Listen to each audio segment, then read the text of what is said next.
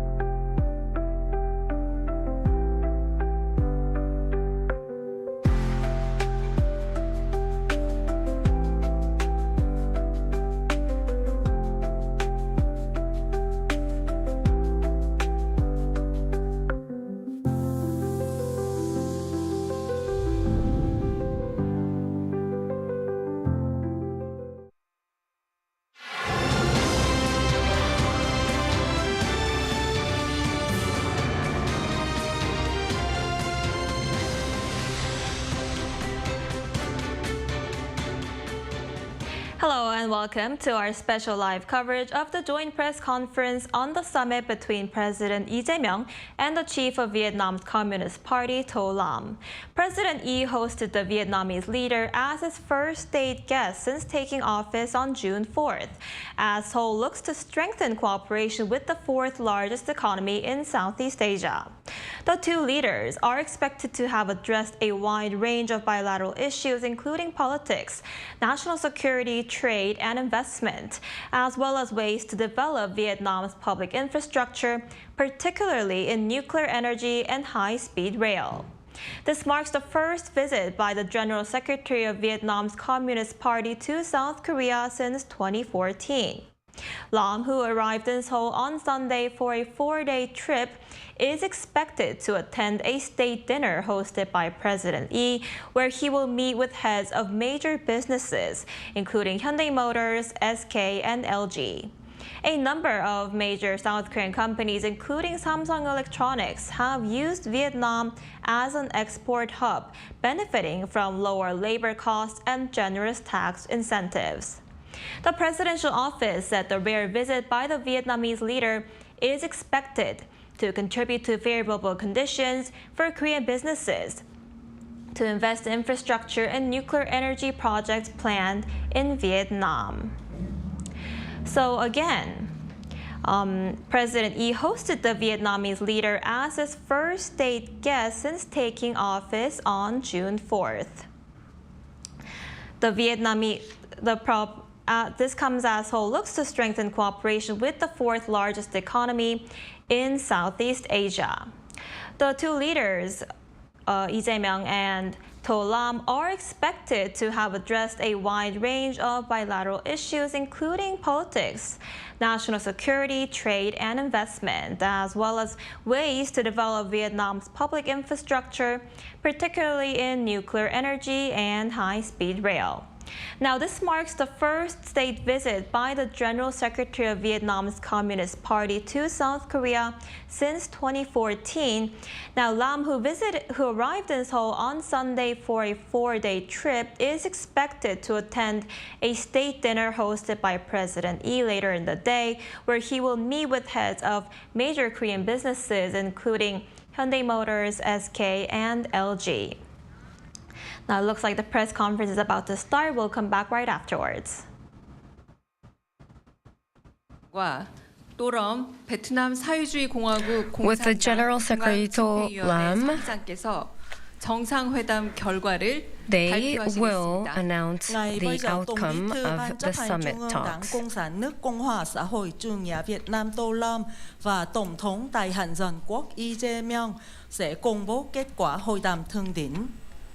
First, we would like to invite President Lee Jae-myung on his announcement.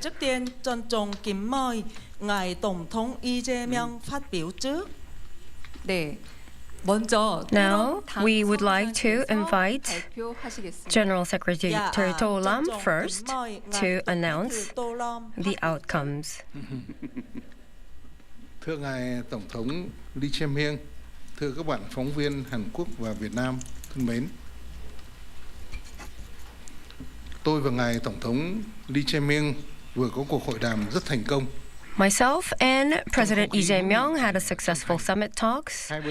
We have talked about in a friendly manner, and we have talked about the status and the current status of the two countries and where we stand, and we have discussed in depth about what we can do further in the region in cooperation. And as we all know, I have been paying this state visit as a General Secretary of the Communist Party of Vietnam, and this visit has a significant importance, and it is a turning point, and it will revitalize the two countries' cooperation and to widen more opportunities of cooperation in the future. And in the summit, we have talked about many sectors, including construction and the bilateral ties were elevated to strategic partnership in 2020, and ever since we have been a very best case of cooperation ever since, and our collaboration has been solidifying ever since, and it has been developing in a future-oriented manner.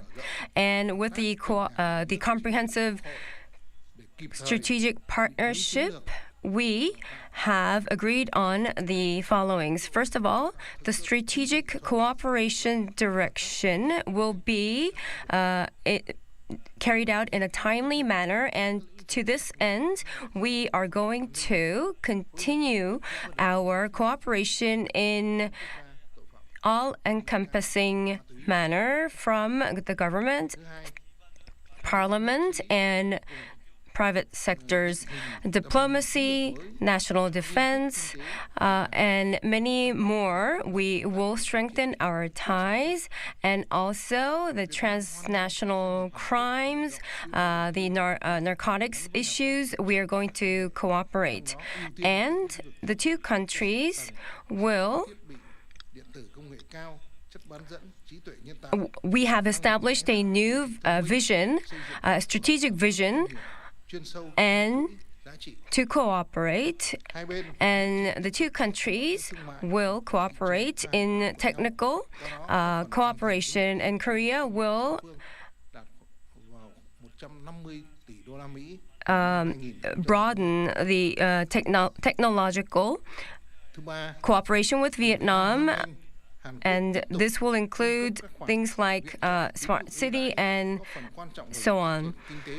And also, the two countries will continue to open the markets, and by 2030, US dollars of $150 billion will be our goal of trade. And at the moment, the ODA and many support of Korea is helping the Vietnamese economy, and we welcome this. And in the future, we are going to establish a fund in terms of economic cooperation of 4 billion, and transportation infrastructure, climate change response infrastructure, and including those sectors, we are going to cooperate even more.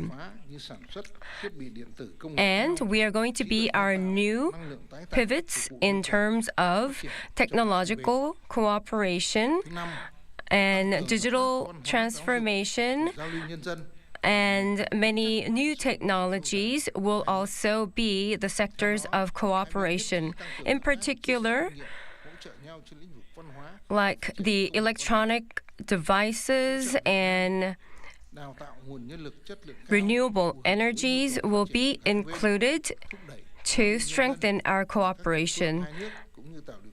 And people-to-people and cultural exchanges will also be fostered and strengthened, and will make the solidified foundation of cooperation. And also, we are going to support, to this end, and promote exchanges on people-to-people level, to local governments, and so on. And also, the unpredictable changes are experienced by us in the international order, and amidst this, on many forums and platforms of cooperation, the two countries will cooperate. And the political cooperation, and also we are going to strengthen the rule of law, especially the peace on the East Sea, and also the importance of freedom of air routes will also be upheld, and the UN Maritime Accord and such international law will be upheld by the two countries. And also, here today we have many sectors, from education to economy, and we have signed many MOUs and exchanged our MOUs today. And the high-ranking officials, I'd like to thank the high-ranking officials of the two countries. Next, we are going to invite President Lee Jae-myung on his announcement. 또름 General Secretary To Lam, I extend my heartfelt welcome to him on his state visit to Korea. It is very meaningful that just about 2 months after the launch of the new government, we're receiving him as our very first guest. At today's summit, myself and General Secretary shared the view that cooperation between Republic of Korea, which aspires to be global responsible power that responds pragmatically to changes in the world order, and Vietnam, which is striving to join the ranks of high-income advanced nations by 2045, is more important than ever. Based on such understanding, we adopted the joint statement on deepening the comprehensive strategic partnership between the two countries and agreed to further develop bilateral cooperation in a more encompassing and future-oriented manner. So I'd like to share the outcomes of our summit talks. First of all, we agreed on the fields of diplomacy, security, and defense are going to further strengthen strategic communication and cooperation. We share the recognition that exchanges at the high level are of utmost importance in enhancing mutual understanding and political trust between the two countries, and agreed to actively continue sharing the various occasions such as ASEAN and APEC summits to continue high-level exchanges.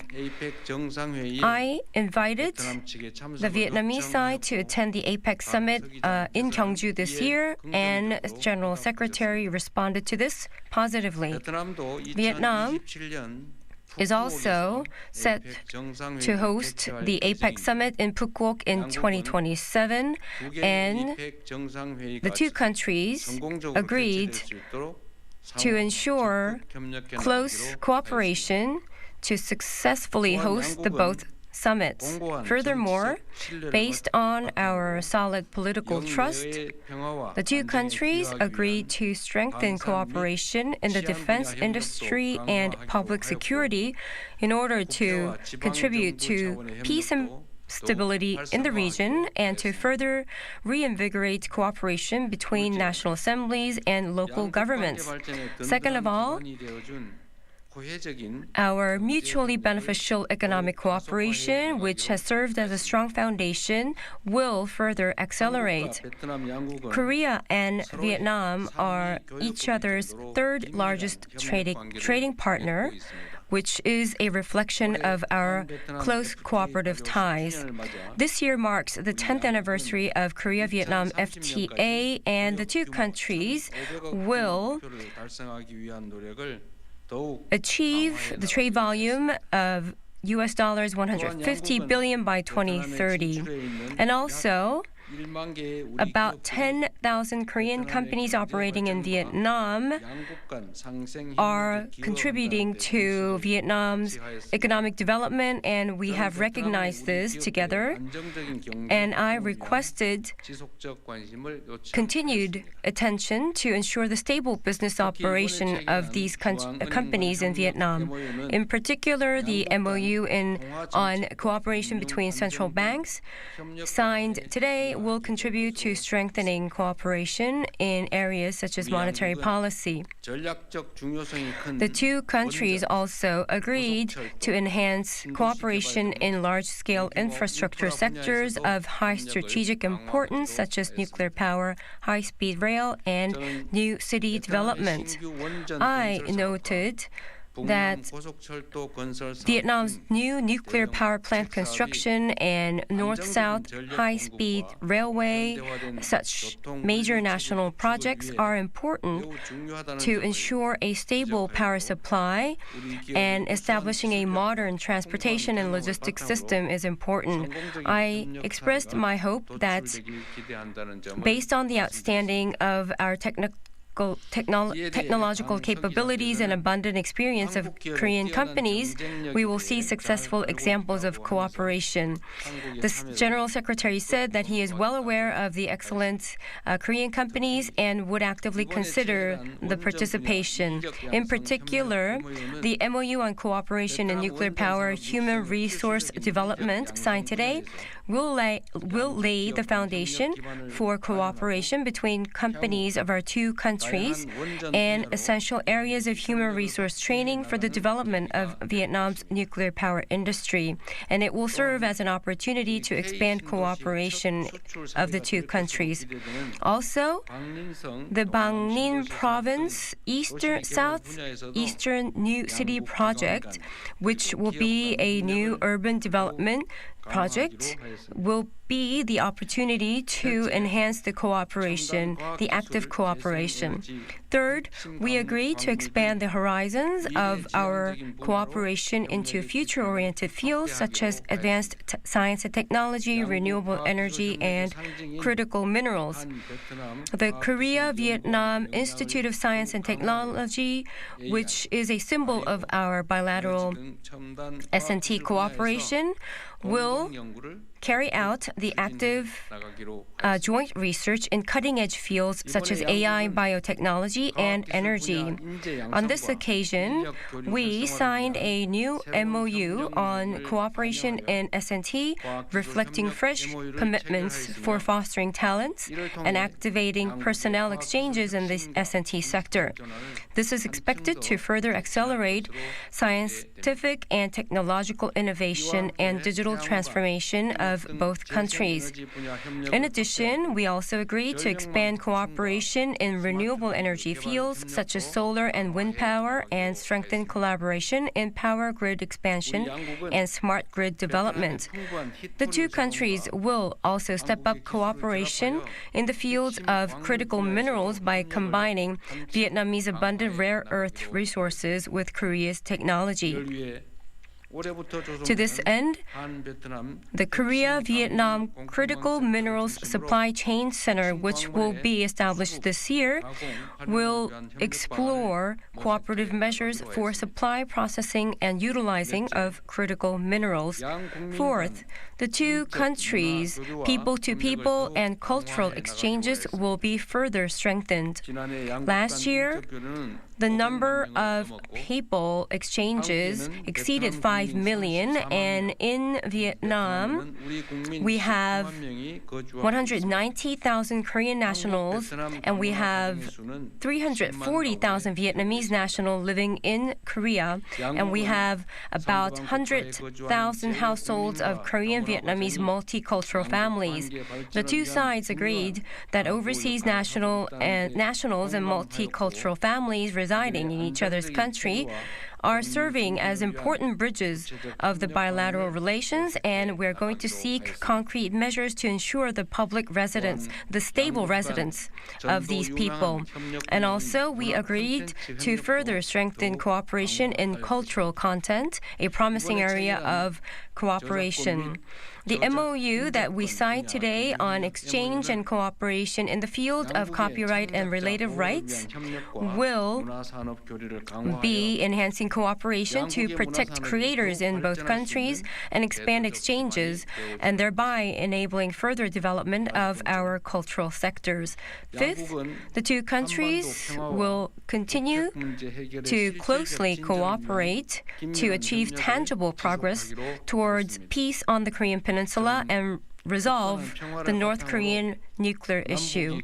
I explained the Korean Peninsula, where South and North Korea coexist and prosper, which is my government's vision, and I requested a special support and cooperation of the General Secretary and the Vietnamese side so that such efforts can bear fruit. The General Secretary welcomed and supported my government's effort to resume the inter-Korean dialogue and cooperation, and also expressed his willingness to actively contribute to peace and stability on the Korean Peninsula. Sixth, APEC and the United Nations, such multilateral forums, we will closely cooperate on such forums. The two governments will work together faithfully to implement follow-up measures so that the initiatives discussed today can bring tangible benefits and will be palpable by our peoples. Once again, I warmly welcome the General Secretary's visit to Korea, and I look forward to continuing our joint efforts to further advance the comprehensive strategic partnership between our two countries. Thank you. With this, we would like to close the press conference and the joint declaration announcement. Thank you very much. That's all we have for this special live coverage of the joint press conference on the summit between leaders of South Korea and Vietnam. Thank you for joining us. Arirang News will be back at 5 p.m. Korea time. Stay tuned.